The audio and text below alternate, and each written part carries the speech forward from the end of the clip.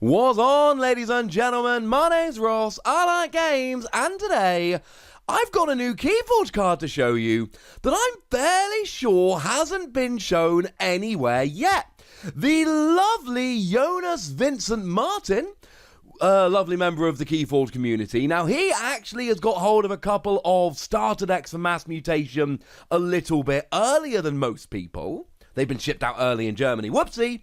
And he is giving out some spoilers to people, just going, look, these cards haven't been shown anywhere, let's spread the love. And he's given me a brilliant one to show you today. Huge shout out to that dude's awesome. It's Gladiondontus, a 15 power creature.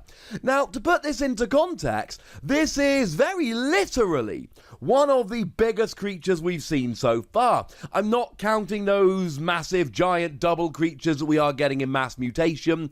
Just talking about your ordinary, average, everyday, run-of-the-mill single creatures. This is one of the biggest creatures we've seen so far. And frankly, ladies and gentlemen, I am a little bit delighted. Plus, I have made no secret of my love for giant creatures and Saurian creatures, so I'll be honest with you, right? This scratches a little bit of an itch. Now, if we have a look at creatures that we've seen with more than 15 power, it's literally Gargantodon.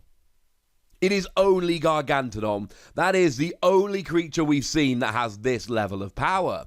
If we widen the search parameters a little bit, we can get a couple of other creatures. We have got Pterodactyl as a 12 power creature and Khalifi Dragon as a 12 power creature.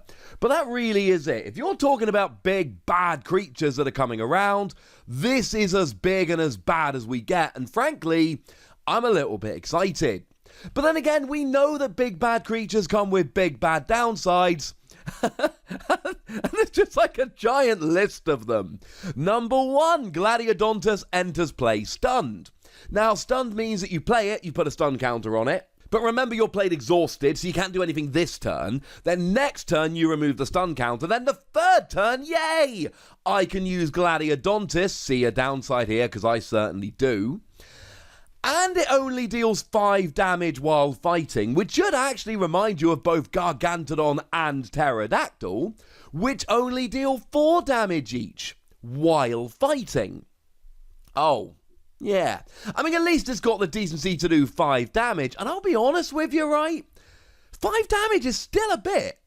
There are so many creatures with 5 health or less. I mean, the way I would put it for you lovely ladies and gentlemen is this. Next time you're playing a game of Keyforge, it's not perfect in Keyforge because of the whole different sets thing, but next time you're playing a game of Keyforge, just pay attention and ask yourself at various times during the game, how many creatures does my opponent have on the field that have more than 5 health? Because there won't be that many. And you've got 15 health, right? So you'll be smashing them, but you'll be surviving yourself pretty nicely. Oh, and there's another downside, which may or may not be a downside. I'll leave that one up to you. When you fight or reap, if it is the first time Gladiondontus has been used this turn, ready and enrage it. Now, enrage means you whack a rage counter on, and the next time the creature is used, if there is a valid target, you have to fight. If there isn't, you're allowed to reap. And then you remove the rage counter. If you don't remove the rage counter because there isn't a valid target, then you get to reap and it stays on there and jobs are good. And so, it's a fighter, and it only deals 5 while fighting, and it enters play stunned. And at this stage, I'm starting to get a little apprehensive. Now, I love this card. This card excites me very, very much. But the reality is, I look at cards in the past like Zorg and Chuffape, and I go, well, yeah, even Pterodactyl itself and Gargantodon, they've not been great. Now, the thing that saves Gargantodon is the static, just normal ability, whereby every amber that would be stolen is captured by a creature controlled by the active player instead. So it means that instead of them stealing your amber, they capture it and you can destroy the creature and then get it back. None of these creatures that enter play stunned. Wyexilt's Dominator would be another example. they've not proven to be powerhouse cards. And I'm sure, like a bunch of you, I have played a bunch of games, especially with the Mars creatures early days, because I've got a bunch of decks with these, but also some of the Saurian. And I've played a bunch of games with these where, frankly, they've put in a bit of work. They've proven to be kind of cool. But they haven't proven to be powerhouses. And that's where I end up just feeling a little bit apprehensive. I want to be wrong, ladies and gentlemen. I desperately want to be wrong. I want this to be a phenomenal card. I want this to be an absolute powerhouse. The fact of the matter is, there is a lot to like about this card. I love the 15 power. It's the second highest we've seen, and only just. There are some downsides. You only deal 5 while fighting. You enter play stunned. We've talked about that. But we need to really dig in on the skill here, because this is what I think breaks this card wide open. When you fight or reap, if this is the first time you've been used this turn, you ready and enrage it. Oh yes.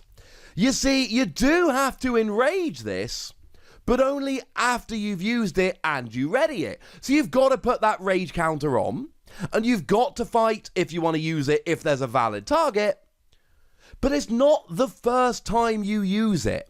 You use it to fight or reap, then you ready and enrage it. So the downside is if you don't want to use it a second time, you've still got that rage counter. You have to keep that rage counter. That's a bad thing. Boo, hiss, etc.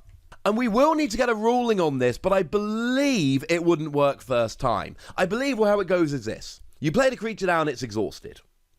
You then go to use it, but all you can really do is get rid of stunned. I don't believe that counts as fighting or reaping, because fight skills only come in when you survive the fight, there is no fight. Reap skills get you an amber, you're not getting an amber. So you wouldn't actually ready it then. So the first 2 turns are dodgy. And then you're using it twice a turn. And using a card twice a turn is huge. Even if you're only paying 5 damage when you fight, and even though the second use has to be a fight, you're still using the creature twice during your turn. Would you rather reap or fight? Oh wait, Gladiondontus doesn't care. He can do both. And here's the thing. The Saurian Republic actually have a bunch of options for readying creatures, so you can use them again. Legatus Raptor, when you fight, you may exalt Legatus Raptor and then ready and use another friendly creature. As a side note, exalting is where you take an amber from the common pool and put it on the creature. And then, if that creature is destroyed, then you get the amber back. Boo, hiss, etc. But other than that, it's good. And the Saurian Republic have got a million ways around exalting. We've talked about that before. So, this is nice. This is really nice. I could also point you towards Orator Hisaro. It's got deploy, so you can play it anywhere you like on the battlefield. It doesn't have to be on a flank. But when you play it down anywhere you like, you ready and exalt each of Orator Hisaro's neighbours, and then for the remainder of the turn, they are Saurian creatures. Okay, the Saurian creatures bit is irrelevant. Gladiodontus is already a Saurian creature, but you know what? It doesn't matter because you're readying and exalting. And you'd rather not exalt Gladiodontus, but by the same token, you're a 15 power creature. You ain't that easy to take out. And I suppose we should mention the gold standard here, Cincinnatus Rex. Now, the downside here, if there are no enemy creatures, you have to destroy it. Boo! But when you fight, you may exalt it and then ready each other friendly card. Oh yeah, that's actually really good. That works for me nicely. So what I'm saying is, already, back in Worlds Collide, we got multiple Saurian cards that let you ready your creatures, and I refuse to believe some of these won't make it into Mass Mutation and that we won't get more. We don't know, we haven't seen the set list, but I think it's probably fair to assume. It's one of the things that the Saurian Republic does.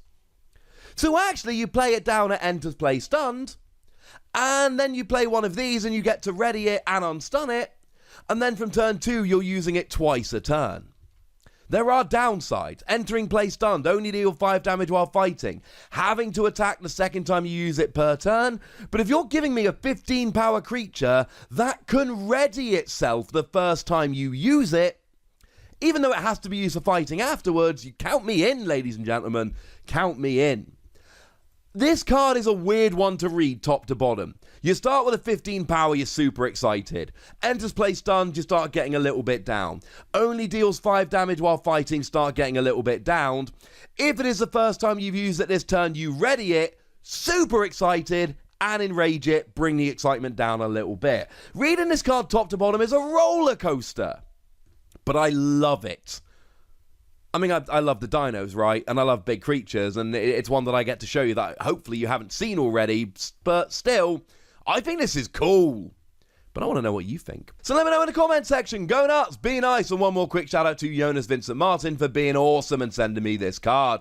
Could have just revealed it himself. Send it to me instead. That's the mark of a good dude. We should all be more like him. And then make sure you like this video, subscribe to this channel, follow me on Twitter at the Wossy, where you can support the channel, get some bonus podcasts and all that good stuff. And please do make sure you're checking out patreon.com/PTCGradio, where you can support the channel, get some bonus podcasts, all kinds of fun things. But by far the most important thing as always, look after yourselves till next time, would ya? Thank you very much for watching. My name's Ross, and you've been watching Wossy Plays.